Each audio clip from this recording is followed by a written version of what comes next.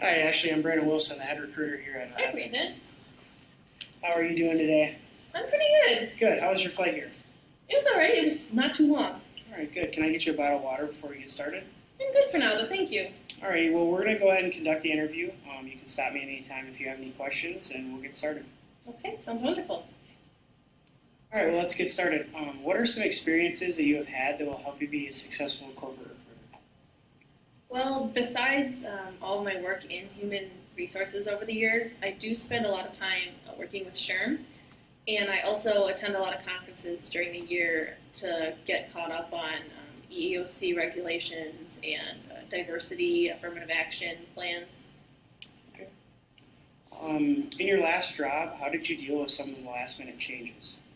That's something that I really pride in myself. Is I'm good at going with the flow, and if you don't see a problem as a big problem, and you just have a good attitude and just work right through it, it'll go away like that. But if you dwell on it and make it blow it out of proportion, it's gonna be miserable to work through. Okay. Can you please describe your worst coworker? Okay, the worst person in my eyes is someone who's negative all the time, and yes, I've worked with someone like this, and yeah, always negative and never seeing the bright side of things, and everything's a big deal. All right, can you tell me what you did to deal with that person? Well, it was my boss, so I did have to kind of watch my tongue when it came to dealing with her. But what I would do is I just listen to what she had to say, and after a while, I just would listen and then move on. I wouldn't ask her anything about it. I wouldn't let her dwell on it. And then after a while, she kind of got the hint and realized that she didn't get any attention for it, so she started being a little more positive. Okay, great. What would you do if a qualified applicant has been offered the job and has accepted it, but he's missed his scheduled drug screening tests and he's not answering your phone calls? Okay, that's a huge red flag to me. Sometimes they might be hiding something, and of course you can't assume. So I don't know what the policy would be at Epoch, but the policy at my old company was if we didn't hear back from them, we would give them a week from the date that they were supposed to take it, and if they didn't return any calls and they didn't have a valid reason, then we would go on to other applicants. Okay. Can you tell me about a discriminatory situation that has arose and the steps you took to resolve it? Okay. There were some women in the factory that I used to work with who thought that men were getting higher management positions just because they were men. However, we did some research and we went to the hiring manager that hired them, and we looked at the reasons they did, at their experience levels, and we actually found out that at the end of the day, they were more qualified, they had more experience, that there was no discrimination that had occurred. Can you give me an example of when you had to think outside the box when you were trying to recruit for a position that was really difficult to fill?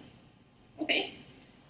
In one of my past jobs, actually my first job as a recruiter at a factory, I had the pleasure of recruiting for line positions, and of course there's a high turnover rate, so we had to think of how we get more people when we were in such a small town, because everyone had worked there, they knew that it wasn't the most glamorous job.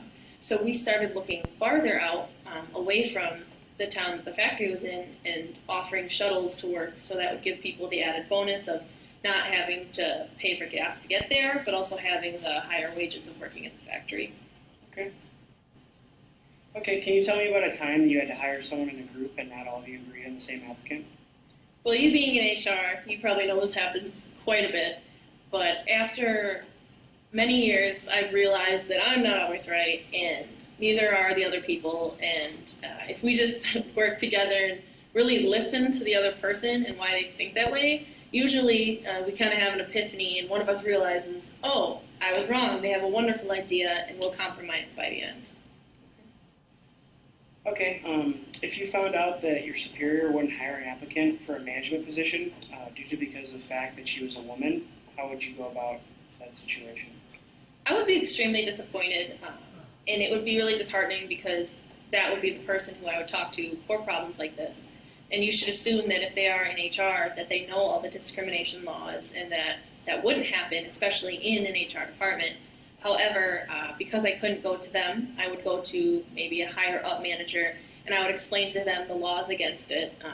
morally how it's wrong, and I'm sure they would see it as bad just like I would. And then I would, after explaining to them how it is illegal, hope that they would take the necessary precautions to avoiding a lawsuit from discrimination. Okay. Can you please share an example of a solution you came up when your company was dealing with the budget restraint? Okay. We really, at the factory that I worked at, we really wanted to keep them trained and updated on all the systems of the machines that they'd have to work with. However, we didn't get the funding to train them as a corporation. So we gave everyone the option to watch it on their own time. They wouldn't get paid, but the people who did watch it for free knew that in the future, if they watched this video, that they would have a higher chance of getting promoted in the company because they spent that extra time. All right, well, we're going to move on to the last couple questions here. Can you tell me something that motivates you? Something that motivates me is having people leave happier than before they were around me. I really like people to leave feeling motivated and feeling happy, and giving them kind of the pride to do whatever they can to the best of their ability. Okay. And how do you think using that will help you be successful in this position?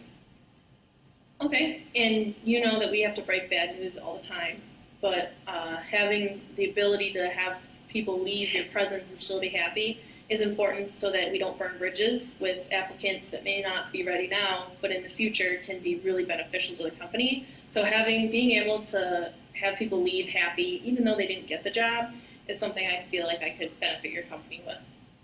All right, well, that concludes the interview. I've had my chance to ask you any questions. This is the time if you have any to ask me. Okay. You know, I think you answered all the questions that I had. Okay, good. Well, the interview process will run through the rest of this week, and that's when we'll start making a decision, and we hopefully to have that by the 25th of this month, and you'll either receive an email or a phone call, either way, and it was a great meeting, actually. Wonderful. It's nice to meet you too, Brandon. You have a wonderful day. You too.